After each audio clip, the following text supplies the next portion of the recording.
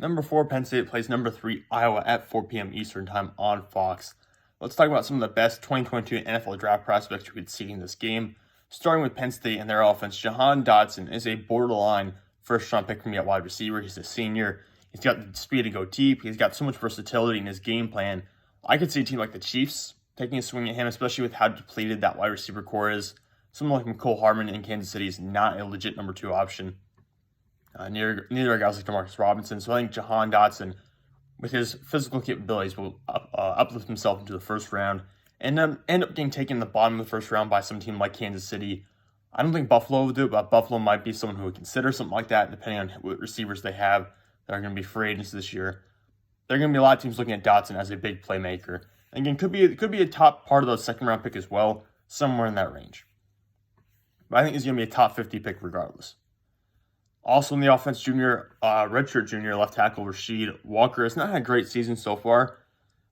Might have to come back for another year, to be honest, to try to fix his draft stock because he's been banged up and beat up by a lot of top teams that Penn State has faced so far. And then we can switch to the defensive side of the ball, where you have Brandon Smith and our linebackers up in that conversation for being the best linebacker in the class, along with Nakobe Dean, along with Christian Harris. He's up there with all those guys. Devin Lloyd from Utah as well. Brandon Smith, a very physical player, very physically gifted player. Have not seen a ton of him so far this year, so I can't really speak too much to him on his capabilities and where he should rank in the draft. But Brandon Smith is a guy that a lot of people are talking about as being a top 50 player, or as being maybe even the best linebacker, as I said, in this entire draft class. And into the cornerback spot, they have redshirt sophomore Joey Porter Jr., who I think at this point has surpassed senior cornerback Tariq Castro-Fields in terms of draft stats for 2022. I have Joey Porter Jr. as a guy who could go anywhere from the bottom of the second round to the top of the fourth round. Castro-Fields to me is more of a day 3 pick, so anywhere fourth round or lower to me. But Joey Porter Jr. has a lot of length, he has a lot of physicality, and you can really see it in his game right now. So someone like him, he's definitely boosted his draft stock since the start of the year. Has played really well. Castro-Fields to me is just a kind of like an everyman corner in college football. He's a little bit above average, I would say, which is still good enough to get him drafted, like I talked about, but probably not enough to be a standout draft pick. Someone who's a standout draft pick, though, is senior safety Jaquan Brisker. To me, he's the second best safety in this class behind Kyle Hamilton. He can play run defense. He can cover. He always shows up in big moments. He does a little bit of everything to me. He's a physical safety, good at tackling. So I love what I've seen from him so far this year. And with guys like Brandon Joseph and Jordan Battle not having the best campaigns they had so far, I think definitely Brisker is going to be a top 3 safety for sure, but at least going to be a top 5. And I think he has a chance to be a first-round pick as well because it is such a talented safety class. I know safeties haven't been taken in the first round recently, but Brisker, to me, there's a lot of teams that need that safety help. There's a lot of teams that have a bunch of veteran safeties who are getting a little bit older, and Brisker is going to be that versatile player you can do a little bit of everything with. Moving on to Iowa, just 3 guys I want to talk about for Iowa on offense. Junior running back Tyler Goodson is going to be able to do a little bit of everything for you out of the backfield. He's not going to be a fantastic run blocker, but he's going to be, like I said, he's going to be a versatile chess piece. You can move around a little bit, and it's going to get you yards. I wouldn't necessarily run him too much in between the tackles in the NFL level, and I wouldn't ask him to pass protect a lot, but he's still going to be a solid running back that'll get taken probably on day 3. Junior center Tyler Linderbaum is one of the best prospects in the country right now. He's definitely the top center in this draft class, definitely the top interior offensive lineman in this class. And if we're doing it just a ranking based purely on talent, he's probably in that top 15, if not the top 10. But because he plays an undervalued position and he's really scheme dependent, I don't know if he's going to go in the first round. And junior tight end Sam LaPorta, I don't know why I stumbled on that one.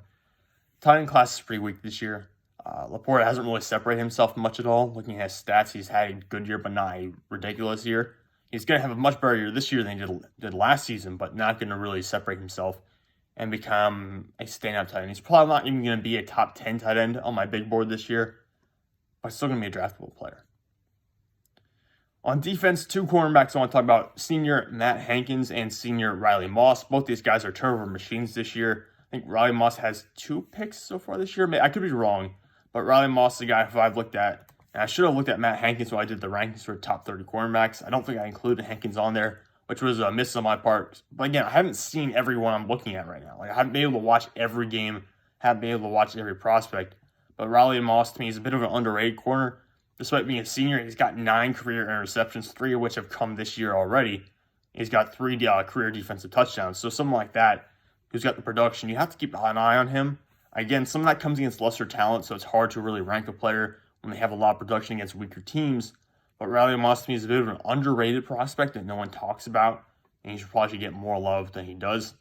And speaking about someone I haven't talked about quite enough, Matt Hankins, I think he's like a redshirt senior or like a second-year senior, something like that. He's been in college football for quite a while at this point, but he has 5 interceptions over the past 2 years. He already has 2 picks this season. That's another guy you keep an eye on. There's one more player who I put off mentioning. He's a senior edge rusher because his last name is going to just destroy me. Zach Vanvalkenburg is I think how you say his last name. Excuse me. I'm starting to stutter more than I've done too many of these videos today. I'm trying to talk faster. But Vanvalkenburg has been one of the better defensive linemen for Iowa recently. And again, they're not really known for producing too many star pass rushers in Iowa. It's more of the offensive linemen, it's tight ends. But Vanvalkenburg, 1.5 sacks this year, 3.5 sacks this past season.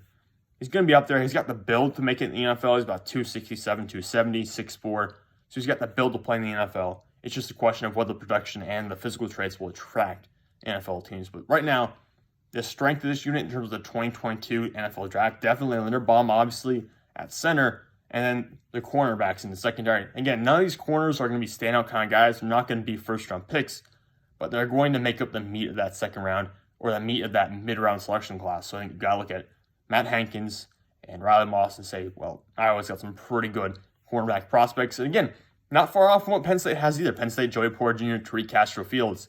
It's going to be a very good day if you're trying to evaluate cornerbacks and defensive backs here.